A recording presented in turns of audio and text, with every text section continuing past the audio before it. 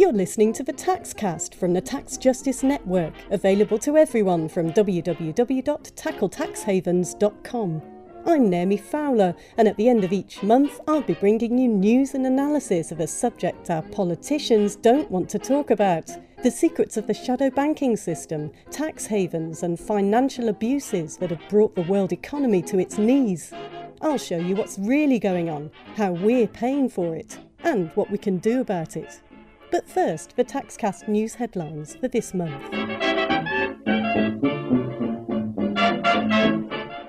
Egypt's parliament opened this month with new representatives and a new government elected in the freest elections since 1952. But the Egyptian military still holds the power in the country. They're supposed to hand it over to the civilian government by the 30th of June. The Muslim Brotherhood's Freedom and Justice Party says it wants to fulfil the demands of the revolution for greater social justice, advance the Egyptian economy, and combat corruption. But managing finances in the public interest isn't just an Egyptian concern. John Christensen of the Tax Justice Network. Mubarak and his cronies have been shifting capital offshore. We know it runs to hundreds of billions. Egypt will have to push for international cooperation from governments like Switzerland, United Kingdom, and the various places where the money is now held. The sums involved are so huge, they can't afford not to do this process of investigating and repatriating the money. According to Global Financial Integrity's report out this month, developing countries lost over $900 billion in illicit outflows in 2009. The majority of this money is put through tax havens or secrecy jurisdictions. US presidential hopeful and billionaire Mitt Romney released his tax returns under pressure this month. They show he paid 15% on his $45 million declared income. That's less than his secretary pays, or any average working US citizen. Bain Capital, the private equity partnership he ran where he built up much of his wealth, has 138 secretive offshore funds in the Cayman Islands. That's a notorious tax haven where you can go to prison not just for revealing information, but even for asking for it. Tax fairness campaigner Chuck Collins. For the last 3 decades, we've been reducing taxes on millionaires steadily. Wages for most people have been flat or stagnant or fallen. What's the national conversation? It's about austerity. We're talking about laying off teachers, firefighters. What kind of society are we becoming? Former British Prime Minister Tony Blair was also exposed this month for appearing to pay only 3% tax on a declared £12 million income, just under $19 million. Neither Blair or Romney has broken any laws in their use of complicated webs of companies, partnerships and secrecy jurisdictions. But tax justice campaigners say it demonstrates the need for reform, so there's no longer one set of rules for the big players and another for the rest of us. The Indian government has lost a landmark tax case against the communications company Vodafone. The Indian tax authorities wanted Vodafone to pay capital gains tax for a huge corporate takeover in 2007. But the court ruled the Indian government has no jurisdiction over Vodafone's $11 billion purchase of mobile assets in India because the transaction took place offshore. Vodafone's also controversial in the UK.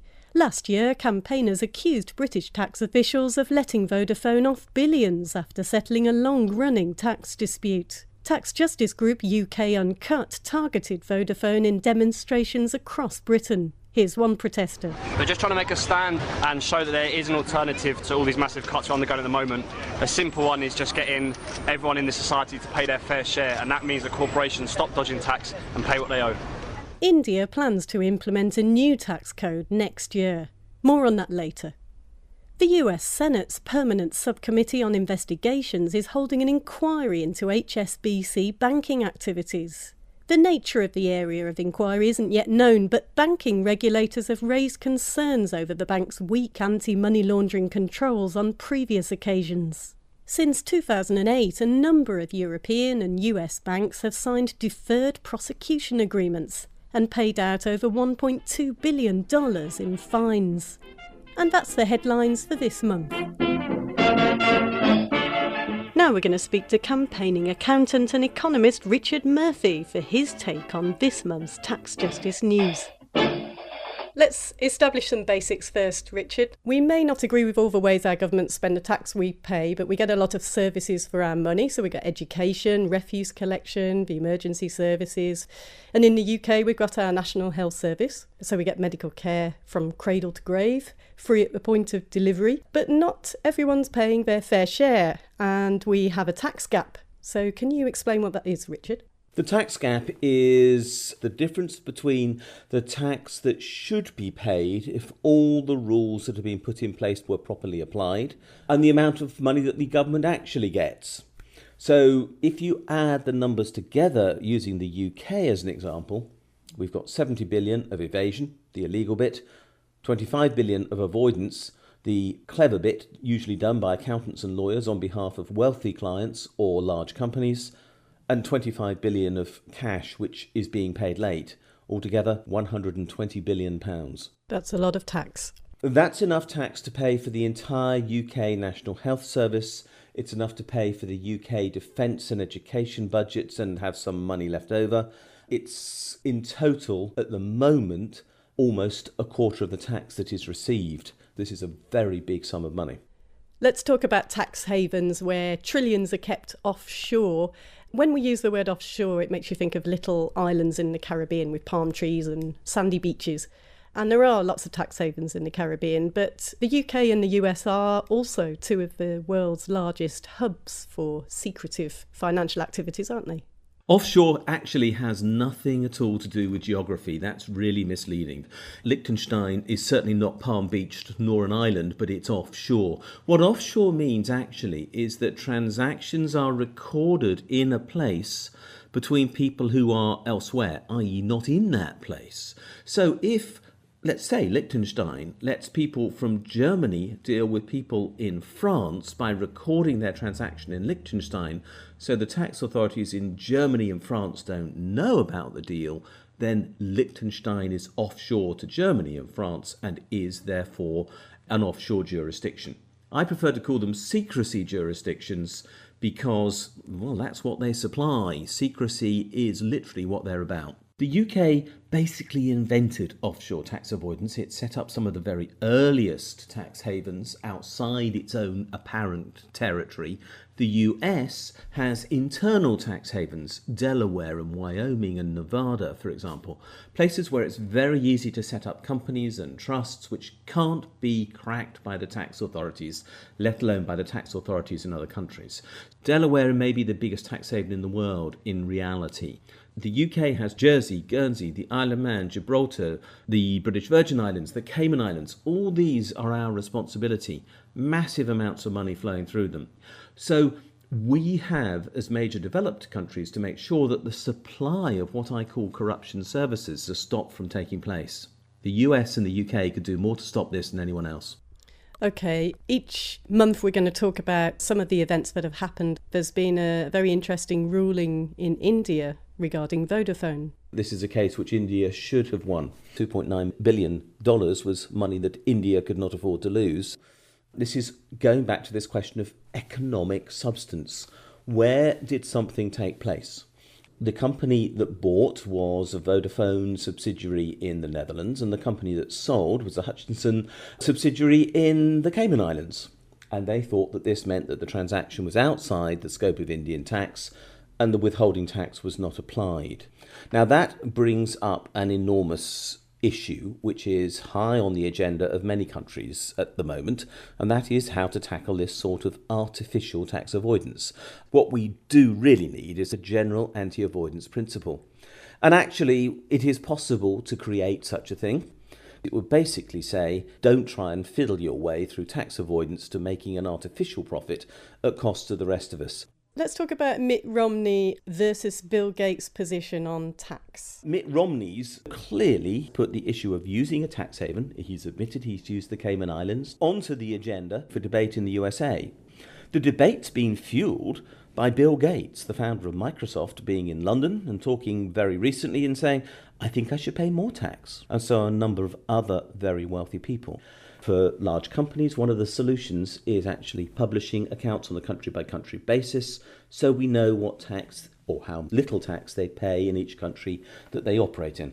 We need to have laws which tackle their tax avoidance, a general anti-avoidance principle in law, to stop their use of clever accountants and smart lawyers. Whilst the use of a tax haven may well be legal, exactly the same mechanism can be used by the kleptocrats to hide the money they've looted from developing countries. Tax havens are still used to hide the proceeds of crime, whether that be drug trafficking, human trafficking, counterfeiting, piracy, or whatever else, that undermine democracy, undermine the rule of law, facilitate crime, and so harm good, honest business. And in every case, that's harmful. Thanks, Richard. Richard Murphy of Tax Research UK and writer of the book The Courageous State. He'll be back with his take on tax justice news next month. And now for this month's feature. In recent years, even politicians and bankers admit we've seen systemic failure in our financial systems. But that opens the way for systemic change. The Occupy movement set up camps on the doorstep of the City of London's financial sector 3 months ago. We're sitting on a cold January afternoon and we've got an overview of the tent city that we have outside St Paul's Cathedral in London. I'm with Peter Dombey, who is a member of the Occupy Economics Working Group. There's around about probably 50-60 tents, so there's probably about 100 to 150 people staying here.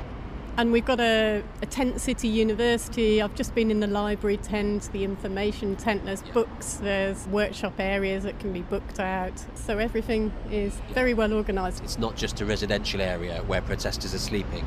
It's also an outreach area where we can talk to members of the public, engage with members of the public and let them know just what Occupy is all about. You can get as many people out on the streets as you want to, and they march along, and at the end of the day they go home and they go, right, you've protested, now we'll carry on as before. Which is why we are here, hopefully permanently, applying pressure on those authorities. The people in charge are saying, OK, let's try and fix the current system and get it to how it was before. What we're saying is, no, we need a new system. Finding Occupy and getting a bit involved. It's given the most hope I think we've probably had since the 60s. We're in Occupy London's community space, the Bank of Ideas, where people are debating economic solutions. It's a huge office block that Occupy reclaimed from the banking giant UBS. Now, the only transactions going on here are the non-monetary exchange of ideas. Chris is showing me round. In here we've got community and family space. Computers that anyone can come and use, the internet. Free university started up here recently. University courses that are running, ranging from economic literacy to international relations. There's a huge range of incredible activities. Vanessa Baird of the New Internationalist magazine. This Occupy movement is offering a lot to the political health of the world. I think it has got real potential for changing things and has already. I mean, I think you can see that just the way in which the more mainstream politicians may refer to Occupy in a slightly disparaging way, but they refer to it and they're rattled by it. They're really rattled by it. The prevailing economic model collapsed comprehensively in 2007, 2008. There's no question about it. John Christensen of the Tax Justice Network. And for the first 2 years, everyone expected that governments would intervene and do something to re-regulate, re-tax and reshape the global markets, but it didn't happen. So the Occupy movement, I think, has actually taken over what was a vacuum and created a space where there is a genuine debate about very, very far-reaching economic, social and political issues happening in a way which is democratic, quite consensual, open to a very, very broad range of opinions. But without them, that wouldn't have happened. So I think that's been a great success. Chris again, from the Bank of Ideas. Unquestionably, there are discussions being had now that would not have happened if people had just held some rallies. The fact that people are sleeping in tents outside St Paul's in the middle of a bitter cold winter, I mean, it's an unequivocal mark in the ground about how angry people are. We can choose the world that we want to live in. It doesn't have to be this one. Occupy sees the politicians trying to save the current failed system as naive. They say as fast as the authorities evict them, they'll set up new camps elsewhere. And governments can't evict ideas about a new age of financial transparency and accountability. You've been listening to the Taxcast. We'll bring you more news and analysis next month.